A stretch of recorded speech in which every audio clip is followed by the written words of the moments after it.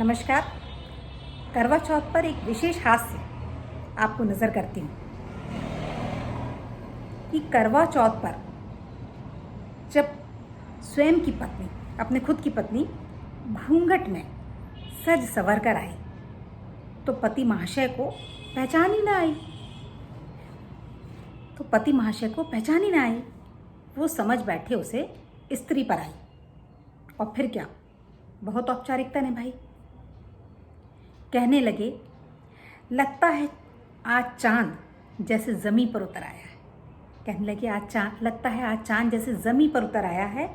जहाँ देखिए वहाँ आपका ही हुस्न छाया है और आपकी ये खूबसूरत अंगड़ाई, ये नाजुक कलाई, आपकी ये खूबसूरत अंगड़ाई, ये नाजुक कलाई, यूँ लगता है जैसे स्वर्ग से सीधे अप्सरा उतर आई। सुनकर पत्नी आश्चर्यचकित हो गई। बेचारी शौक में जाते जाते बच गई। सोचने लगी, ये खूंसट आदमी आज अचानक इतना रोमांटिक कैसे हो गया? कहीं इसका मुंडा तो नहीं खो गया? कहीं ये पागल तो नहीं हो गया? फिर पत्नी भी कोई कम नहीं। फिर पत्नी के खुफिया दिमाग में एक बात जम गई और जो रहती थी हमेशा वक्ता या यूँ कह लो बकता, आज श्रोता बन गई सुनने के लिए खुफिया दिमाग से।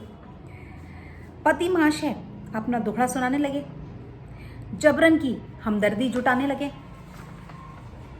कहने लगे, पत्नी मेरी दिन रात ताने कसती, 2 जून की रोटी भी बड़ी मुश्किल से मिलती।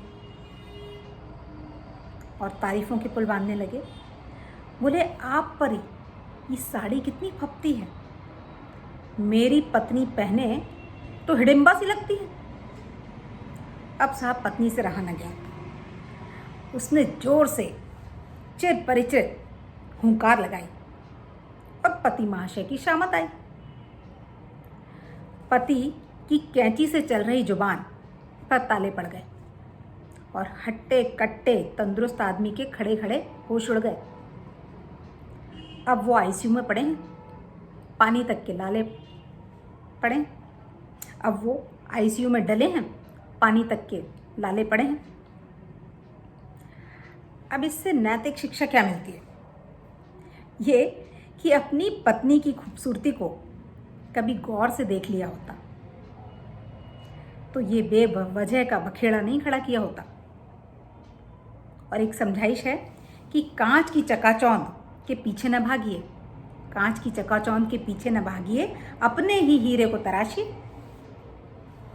बहरहाल ये तो एक हास्य था जो मैंने आपको प्रस्तुत किया, पर ये पति पत्नी का रिश्ता वाकई में एक बहुत ही खूबसूरत रिश्ता है।